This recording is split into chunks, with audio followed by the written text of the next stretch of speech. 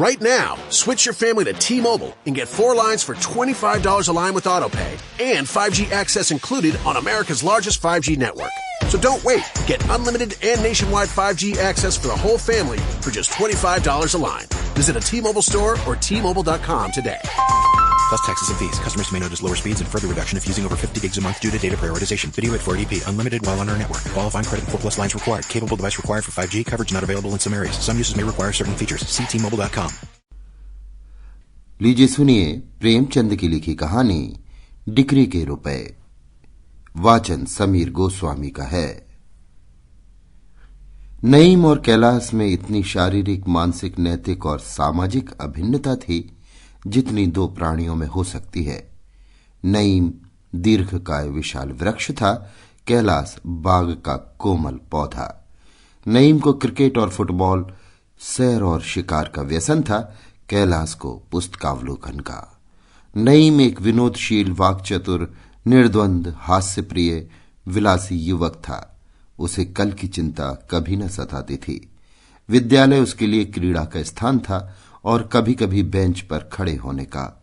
इसके प्रतिकूल कैलाश एक एकांत प्रिय, आलसी, व्यायाम से कोसों भागने वाला, आमोद प्रमोद से दूर रहने वाला, चिंताशील, आदर्शवादी जीव था। वो भविष्य की कल्पनाओं से विकल रहता था। नईम एक सुख संपन्न उच्च पदाधिकारी पिता का एकमात्र पुत्र था। कैलाश एक साधारण व्यवसायी के कई पुत्रों में से एक। उसे पुस्तकों के लिए काफी धन न मिलता था। मांग जांच कर काम निकाला करता था। एक के लिए जीवन आनंद का स्वप्न था और दूसरे के लिए विपत्तियों का बोझ। पर इतनी विषमताओं के होते हुए भी उन दोनों में घनिष्ठ मैत्री और निस्वार्थ विशुद्ध प्रेम था। कैलाश मर जाता पर नईम का अनुग्रह पात्र न बनता और नईम मर जाता पर कैलाश से बेअदबी न करता। नईम की खातिर से कैलाश कभी कभी स्वच्छ निर्मल वायु का सुख उठा लिया करता। कैलाश की खातिर से नईम भी कभी कभी भविष्य के स्वप्न देख लिया करता था। नईम के लिए राज्य पद का द्वार खुला हुआ था। भविष्य कोई अपार सागर न था। कैलाश को अपने हाथों कुआं खोदकर पानी पीना था। भविष्य एक भीषण संग्राम था जिसके स्मरण मात्र से उसका चित्त अशांत हो उठता था। कॉलेज से निकलने के बाद नईम को शासन विभाग में एक उच्च पद प्राप्त हो गया। यद्यपि वो 3री श्रेणी में पास हुआ था। कैलाश प्रथम श्रेणी में पास हुआ था, किंतु उसे बरसों एड़ियां रगड़ने, खाक छानने और कुएं झांकने पर भी कोई काम न मिला।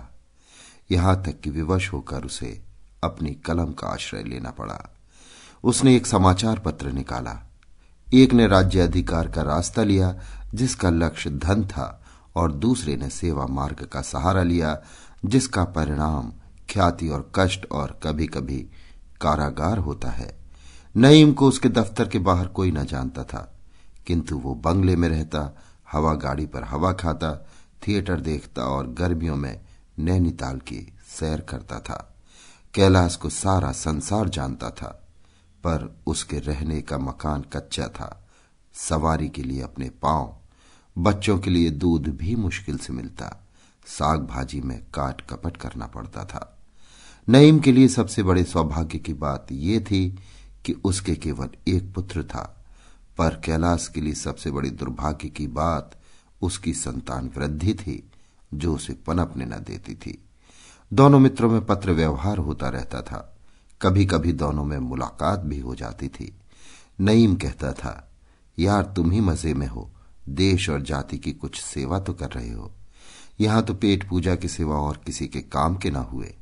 पर यह पेट पूजा उसने कई दिनों की कठिन तपस्या से हृदयंगम कर पाई थी और उसके प्रयोग के लिए अवसर ढूंढता रहता था। कैलाश खूब समझता था कि ये केवल नईम की विनयशीलता है। ये मेरी कुदशा से दुखी होकर मुझे इस उपाय से सांत्वना देना चाहता है, इसलिए ये अपनी वास्तविक स्थिति को उससे छिपाने का विफल प्रयत्न किया करता था। विष्णुपुर की रियासत में हाहाकार मचा हुआ था। रियासत का मैनेजर अपने बंगले में ठीक दोपहर के समय सैकड़ों आदमियों के सामने कत्ल कर दिया गया था।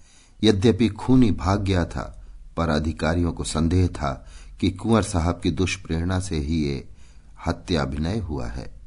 कुंवर साहब अभी बालिग न हुए थे। रियासत का प्रबंध कोर्ट ऑफ वार्ड द्वारा होता था।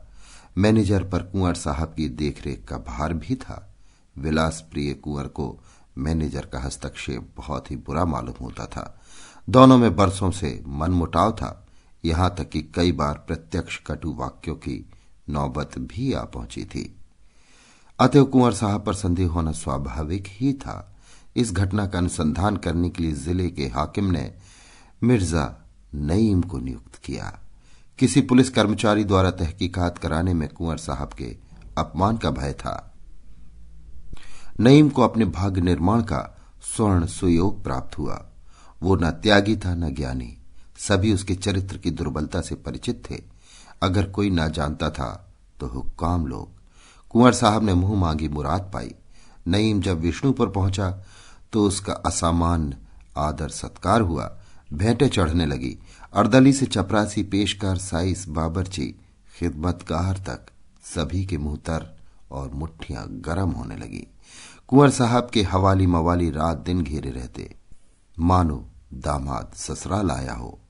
एक दिन प्रातःकाल कुंवर साहब की माता आकर नईम के सामने अपना हाथ बांधकर खड़ी हो गई। नईम लेटा हुआ हुक्का पी रहा था। तप, संयम और वैधव्य की ये तेजस्वी प्रतिमा देखकर उठ बैठा। रानी उसकी ओर वात्सल्यपूर्ण लोचनों से देखती हुई बोली, हुजूर, मेरे बेटे का जीवन आपके हाथ में है। आप ही उसके भाग्य विधाता है। आपकी उसी माता की सौगंध है जिसके आप सुयोग्य पुत्र हैं। मेरे लाल की रक्षा कीजिएगा। मैं तन मन धन आपके चरणों पर अर्पण करती हूं। स्वार्थ ने दया के संयोग से नईम को पूर्ण रीति से वशीभूत कर लिया। उन्हीं दिनों कैलाश नईम से मिलने आया। दोनों मित्र बड़े तपाक से गले मिले। नईम ने बातों बातों में इस संपूर्ण वृतांत कह सुनाया और कैलाश पर अपने कृत्य का औचित्य सिद्ध करना चाहा। कैलाश ने कहा, मेरे विचार में पाप सदैव पाप है, चाहे वो किसी आवरण में मंडित हो। नईम, और मेरा विचार है कि अगर गुनाह से किसी की जान बचती हो तो वो ऐन सबाब है। कुंवर साहब अभी नौजवान आदमी हैं, बहुत ही होनहार, बुद्धिमान, उदार और सहृदय हैं। आप उनसे मिले तो खुश हो जाएं। उनका स्वभाव अत्यंत विनम्र है। मैनेजर, जो यथार्थ में दुष्ट प्रकृति का मनुष्य था, बरबस कुंवर साहब को दिक किया करता था। यहां तक कि एक मोटर कार के लिए रुपए न स्वीकार किए, न सिफारिश की। मैं ये नहीं कहता कि कुंवर साहब का ये कार्य स्तुत्य है, लेकिन बहस ये है कि उनको अपराधी सिद्ध करके उन्हें काले पानी की हवा खिलाई जाए या निरपराध सिद्ध करके उनकी प्राण रक्षा की जाए। और भाई, तुमसे तो कोई पर्दा नहीं है। पूरे 20,000 रुपए की थैली है। बस मुझे अपनी रिपोर्ट में ये लिख देना होगा कि व्यक्तिगत वैमनस्य के कारण ये दुर्घटना हुई है। राजा साहब का इससे कोई संपर्क नहीं। जो शहादतें मिल सकी उन्हें मैंने गायब कर दिया। मुझे इस कार्य के लिए नियुक्त करने में अधिकारियों की एक मसलहत थी। कुंवर साहब हिंदू हैं, इसलिए किसी हिंदू कर्मचारियों को नियुक्त न करके जिलाधीश ने यह भार मेरे सिर रखा। ये सांप्रदायिक विरोध मुझे निष्प्रह सिद्ध करने के लिए काफी है।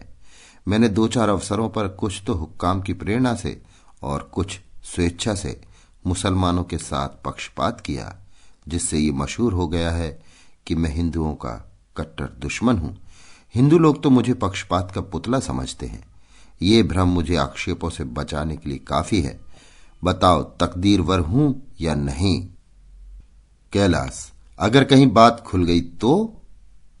नईम, तो ये मेरी समझ का फेर, मेरे अनुसंधान का दोष, मानव प्रकृति के एक अटल नियम का उज्जवल उदाहरण होगा।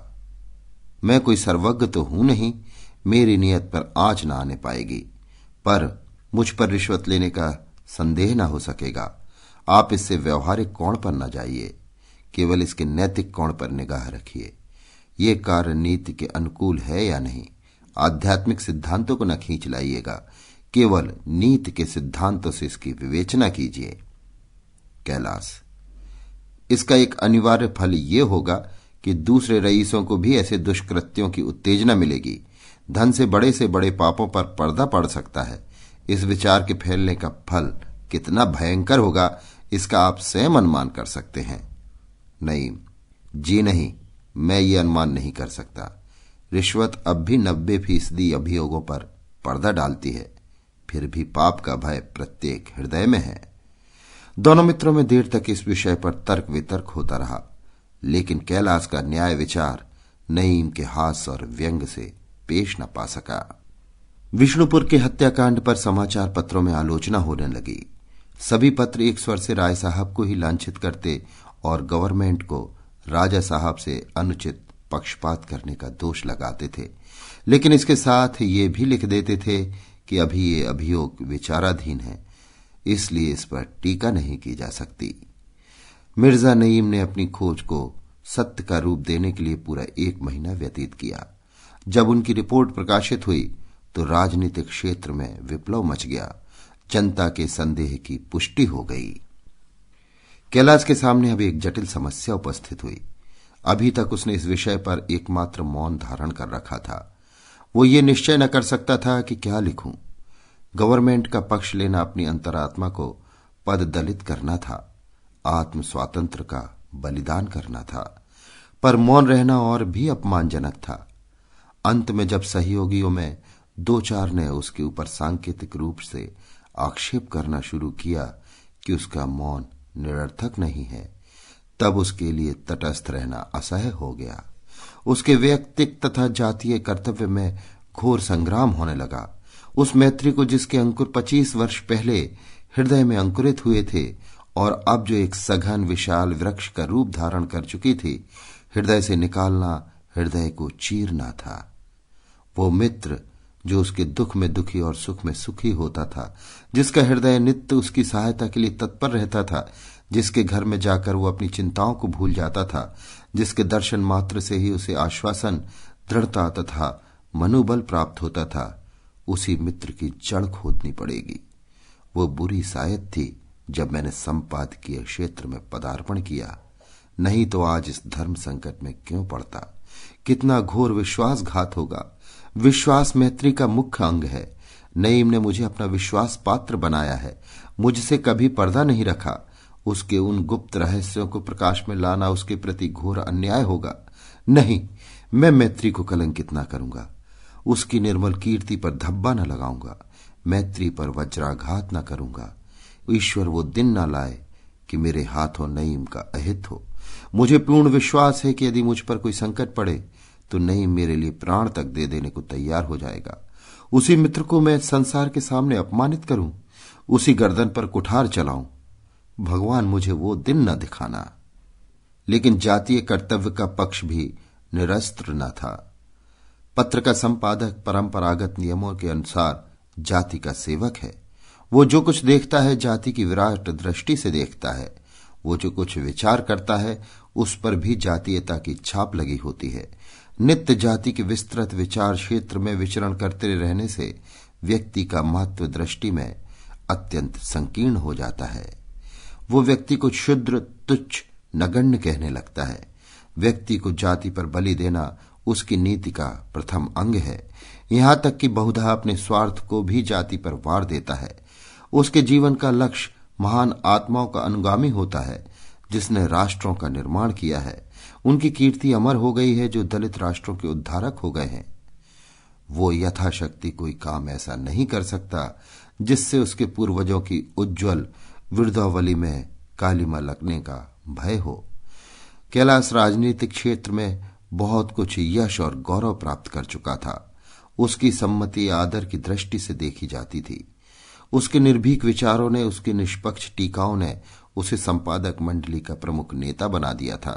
अतएव इस अवसर पर मैत्री का निर्वाह केवल उसकी नीति और आदर्श ही के विरुद्ध नहीं, उसके मनोगत भावों के भी विरुद्ध था।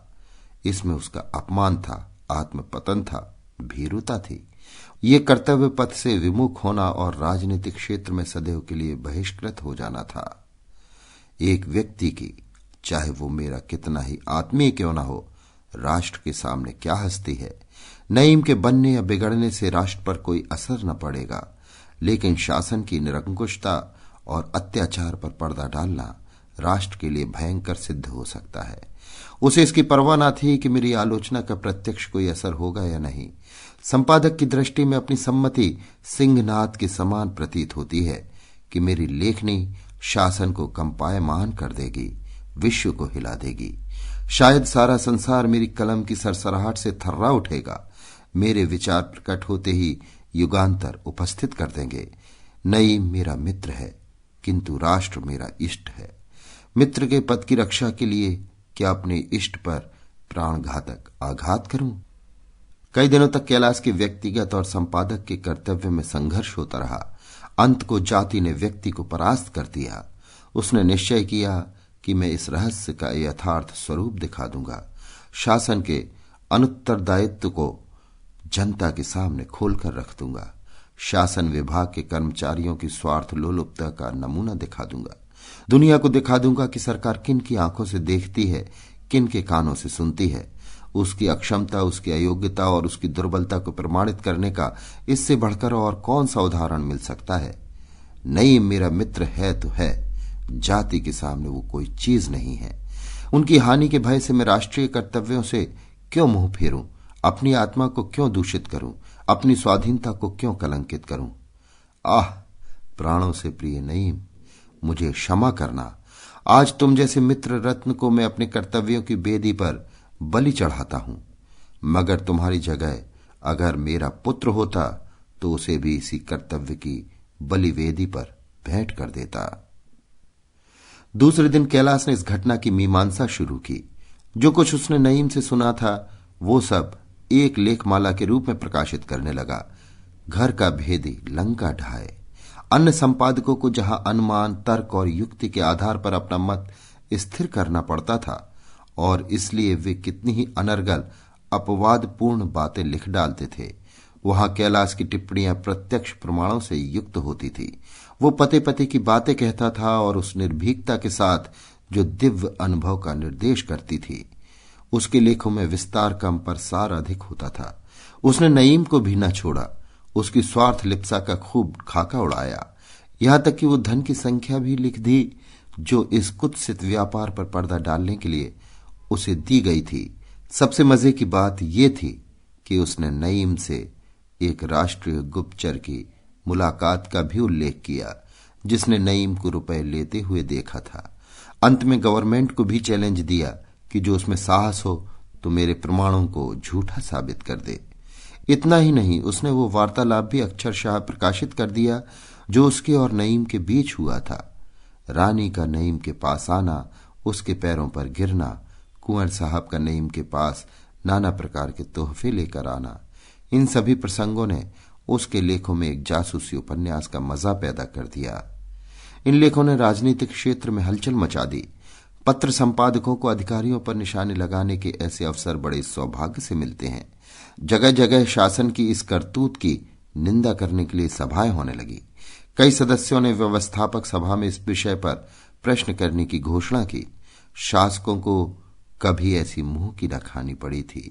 आखिर उन्हें अपनी मान रक्षा के लिए इसके सिवा और कोई उपाय न सूझा कि वे मिर्जा नईम को कैलाश पर मानहानि का अभियोग चलाने के लिए विवश करें। कैलाश पर इस्तगासा दायर हुआ। मिर्जा नईम की ओर से सरकार पैरवी करती थी, कैलाश स्वयं अपनी पैरवी कर रहा था। न्याय के प्रमुख संरक्षकों, वकील, बैरिस्टरों ने किसी अज्ञात कारण से उसकी पैरवी करना अस्वीकार किया। न्यायाधीश को हारकर कैलाश को कानून की सनद न रखते हुए भी अपने मुकदमे की पैरवी करने की आज्ञा देनी पड़ी। महीनों अभियोग चलता रहा। जनता में सनसनी फैल गई। रोज हजारों आदमी अदालत में एकत्र होते थे। बाजारों में अभियोग की रिपोर्ट पढ़ने के लिए समाचार पत्रों की लूट होती थी। चतुर पाठक पढ़े हुए पत्रों से घड़ी रात जाते जाते दुगने पैसे खड़े कर लेते थे, क्योंकि उस समय तक पत्र विक्रेताओं के पास कोई पत्र न बचने पाता था। जिन बातों का ज्ञान पहले गिने गिनाए पत्र ग्राहकों को था, उन पर अब जनता की टिप्पणियां होने लगी। नईम की मिट्टी कभी इतनी खराब ना हुई थी। गली गली, घर घर उसकी चर्चा थी। जनता का क्रोध उसी पर केंद्रित हो गया था। वो दिन भी स्मरणीय रहेगा जब दोनों सच्चे मित्र, एक दूसरे पर प्राण देने वाले मित्र, अदालत में आमने सामने खड़े हुए और कैलाश ने मिर्जा नईम से जिरह करनी शुरू की। कैलाश को ऐसा मानसिक कष्ट हो रहा था मानो वो नईम की गर्दन पर तलवार चलाने जा रहा है, और नईम के लिए तो अग्नि परीक्षा थी। दोनों के मुख उदास थे, एक का आत्मगिलानी से, दूसरे का भय से। नईम प्रसन्न बनने की चेष्टा करता था, कभी कभी सूखी हंसी भी हंसता था, लेकिन कैलाश, उस गरीब के दिल पर जो गुजर रही थी उसे कौन जान सकता था। कैलाश ने पूछा, आप और मैं साथ पढ़ते थे, इसे आप स्वीकार करते हैं? नईम, अवश्य स्वीकार करता हूं। कैलाश, हम दोनों में इतनी घनिष्ठता थी कि हम आपस में कोई पर्दा न रखते थे, इसे आप स्वीकार करते हैं? नईम, अवश्य स्वीकार करता हूं। कैलाश, क्या उस समय आपने मुझसे ये नहीं कहा था कि कुंवर साहब की प्रेरणा से यह हत्या हुई है? नईम, कदापि नहीं। कैलाश, आपके मुख से ये शब्द नहीं निकले थे कि 20,000 रुपए की थैली है? नईम जरा भी न झिझका, जरा भी संकुचित न हुआ। उसकी जबान में लेश मात्र भी लुकनत न हुई, वाणी में जरा भी थरथराहट न आई। उसके मुख पर अशांति, अस्थिरता या असमंजस का कोई भी चिन्ह न दिखाई दिया। वो अविचल खड़ा रहा। कैलाश ने बहुत डरते डरते ये प्रश्न किया था। उसको भय था कि नईम इसका कुछ जवाब न दे सकेगा, कदाचित रोने लगेगा। लेकिन नईम ने निशंक भाव से कहा, संभव है आपने स्वप्न में मुझसे ये बातें सुनी हो। कैलाश एक क्षण के लिए दंग हो गया। फिर उसने विस्मय से नईम की ओर नजर डालकर पूछा, क्या आपने ये नहीं फरमाया कि मैंने 2-4 अवसरों पर मुसलमानों के साथ पक्षपात किया है और इसलिए मुझे हिंदू विरोधी समझकर इस अनुसंधान का भार सौंपा गया है? नईम जरा भी न झिझका, अविचल, स्थिर और शांत भाव से बोला, आपकी कल्पना शक्ति वास्तव में आश्चर्यजनक है। बरसों तक आपके साथ रहने पर भी मुझे ये विदित नहीं हुआ था कि आप में घटनाओं का आविष्कार करने की ऐसी चमत्कारपूर्ण शक्ति है। कैलाश ने और कोई प्रश्न नहीं किया। उसे अपने पराभव का दुख न था, दुख था नईम की आत्मा के पतन का। वो कल्पना भी न कर सकता था कि कोई मनुष्य अपने मुंह से निकली हुई बात को इतनी ढिठाई से अस्वीकार कर सकता है, और वो भी उस आदमी के मुंह पर जिससे वो बात कही गई हो।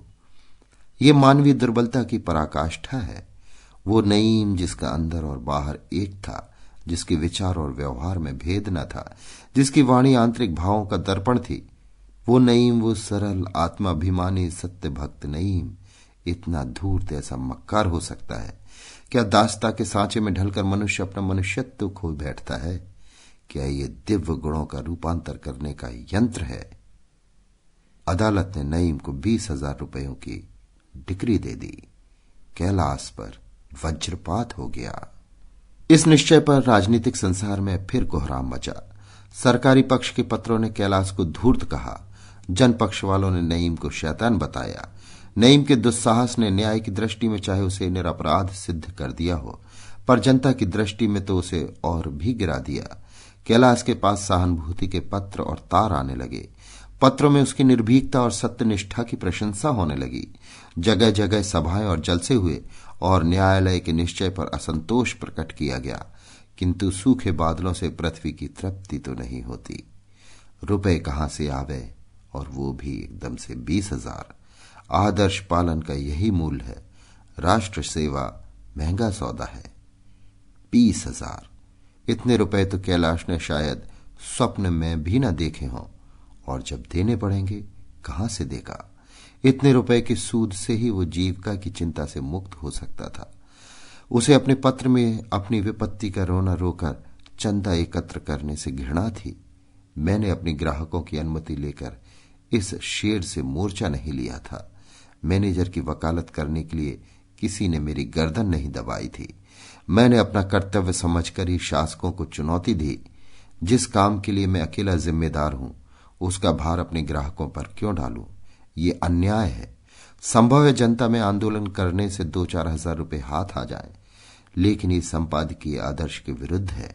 इससे मेरी शान में बट्टा लगता है। दूसरों को ये कहने का अवसर दूं कि और के मत्थे फुलौड़ियां खाई तो क्या बड़ा जग जीत लिया। तब जानते कि अपने बलबूते पर गरजते। निर्भीक आलोचना का सहरा तो मेरे सिर बंधा, उसका मूल्य दूसरों से क्यों वसूल करूं? मेरा पत्र बंद हो जाए, मैं पकड़कर कैद किया जाऊं, मेरा मकान कुर्क कर लिया जाए, बर्तन भांडे नीलाम हो जाए, ये सब मुझे मंजूर है। जो कुछ सिर पड़ेगी भुगत लूंगा, पर किसी के सामने हाथ न फैलाऊंगा।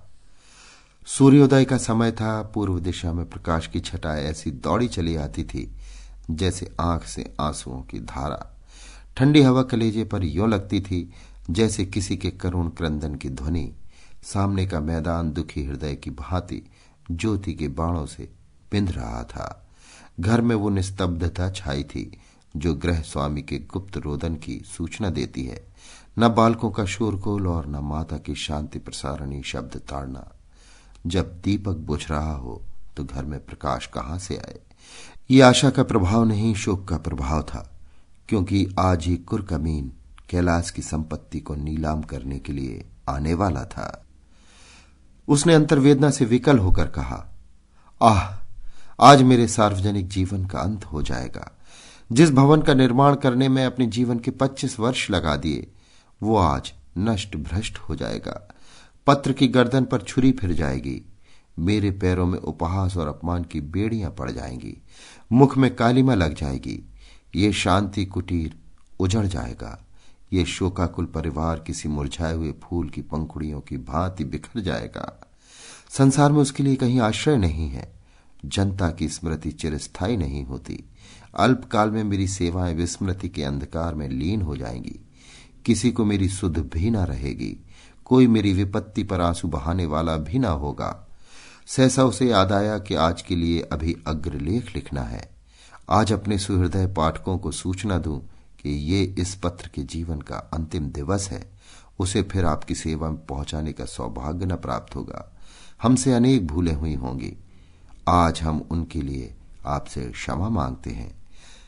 आपने हमारे प्रति जो सहवेदना और सुहृदयता प्रकट की है, उसके लिए हम सदैव आपके कृतज्ञ रहेंगे। हमें किसी से कोई शिकायत नहीं है। हमें इस अकाल मृत्यु का दुख नहीं है, क्योंकि वो सौभाग्य उन्हीं को प्राप्त होता है जो अपने कर्तव्य पथ पर अविचल रहते हैं। दुख यही है कि हम जाति के लिए इससे अधिक बलिदान करने में समर्थ न हुए। इस लेख को आदि से अंत तक सोचकर वो कुर्सी से उठा ही था कि किसी के पैरों की आहट मालूम हुई। गर्दन उठाकर देखा तो मिर्जा नईम था। वही हंसमुख चेहरा, वही मृदु मुस्कान, वही क्रीड़ामय नेत्र। आते ही कैलाश के गले से लिपट गया। कैलाश ने गर्दन छुड़ाते हुए कहा, क्या मेरे घाव पर नमक छिड़कने, मेरी लाश को ठुकराने आए हो? नईम ने उसकी गर्दन को और जोर से दबाकर कहा, और क्या, मोहब्बत के यही तो मजे हैं। कैलाश, मुझसे दिल लगी ना करो, भरा बैठा हूं, मार बैठूंगा। नईम की आंखें सजल हो गई। बोला, जालिम, मैं तेरी जबान से यही कटु वाक्य सुनने के लिए तो विकल हो रहा था। जितना चाहो कोसो खूब गालियां दो, मुझे इसमें मधुर संगीत का आनंद आ रहा है।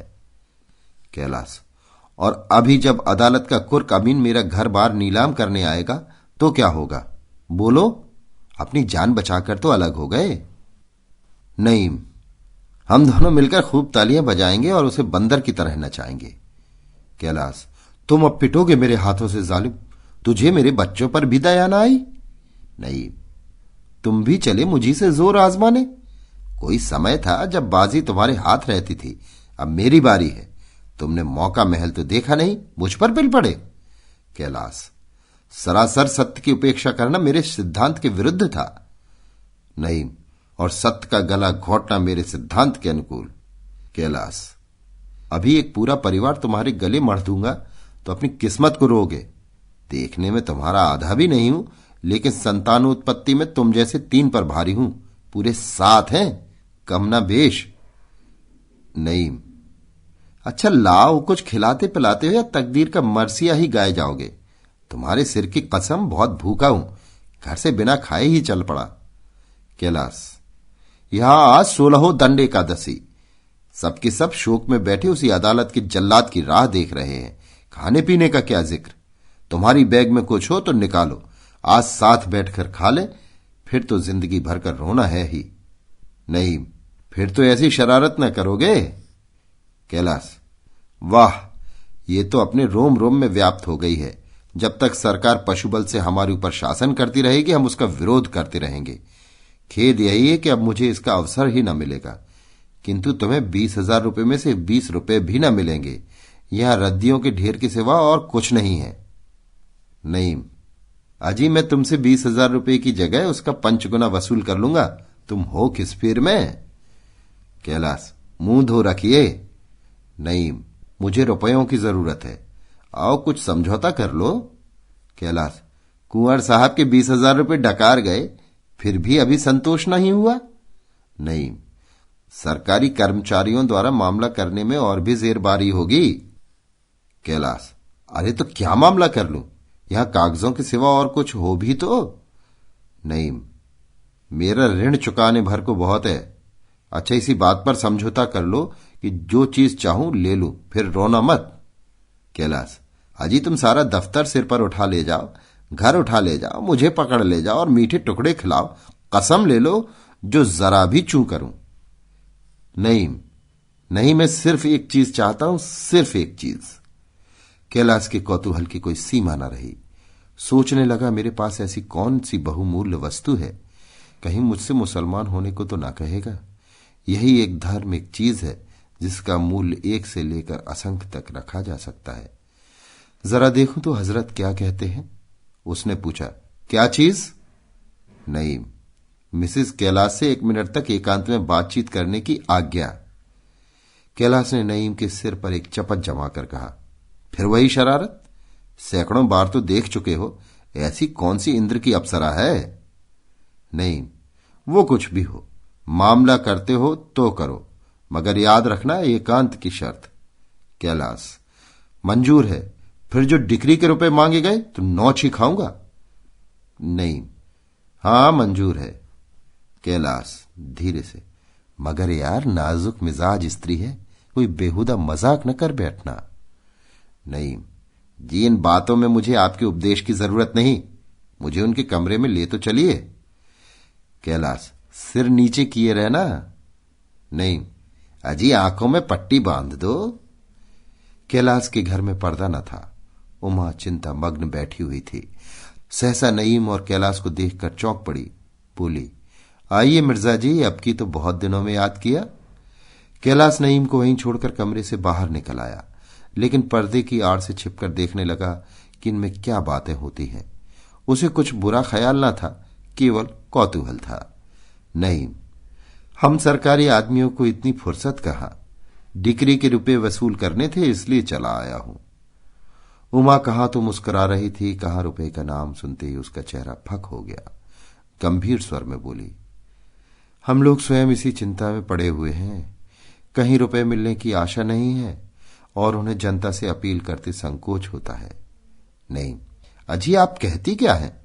मैंने सब रुपए पाई पाई वसूल कर लिए। उमा ने चकित होकर कहा, सच? उनके पास रुपए कहां थे? नहीं, उनकी हमेशा से यही आदत है। आपसे कह रखा होगा मेरे पास कौड़ी नहीं है, लेकिन मैंने चुटकियों में वसूल कर लिया। आप उठिए, खाने का इंतजाम कीजिए। उमा, रुपए भला क्या दिए होंगे, मुझे एतबार नहीं आता। नहीं, आप सरल हैं और वो एक काइया, उसे तो मैं ही खूब जानता हूं। अपनी दरिद्रता के दुखड़े गा गा कर आपको चकमा दिया करता होगा। कैलाश मुस्कुराते हुए कमरे में आए और बोले, अच्छा आप निकलिए बाहर, यहां भी अपनी शैतानी से बाज ना आए। नहीं, रुपए की रसीद तो लिख दूं। उमा, तुमने रुपए दे दिए? कहां मिले? कैलाश, फिर कभी बतला दूंगा, उठिए हजरत। उमा, बताते क्यों नहीं कहां मिले? मिर्जा जी से कौन पर्दा है? कैलाश, नईम, तुम उमा के सामने मेरी तौहीन करना चाहते हो? नईम, तुमने सारी दुनिया के सामने मेरी तौहीन नहीं की। कैलाश, तुम्हारी तौहीन की तो उसके लिए 20,000 रुपए नहीं देने पड़े। नईम, मैं भी उसी टकसाल के रुपए दे दूंगा। उमा, मैं रुपए पा गया, इन बेचारे का पर्दा ढका रहने दो। अभी आप सुन रहे थे प्रेमचंद की लिखी कहानी डिक्री के रुपए। वाचन समीर गोस्वामी का था। Ace is the place with the helpful hardware, folks. The buckets you buy at Ace hold paint, dirt, and debris. But our Children's Miracle Network buckets hold so much more, like dreams, hope, and care for children. Because over the last 29 years, with your help, Ace has raised over $125 million for local CMN hospitals. So stop by your local Ace this weekend to make a $5 donation and get a 5-gallon bucket plus 20% off almost anything that fits inside it. Offer valid on regular price merchandise. Additional exclusions apply. See store for details.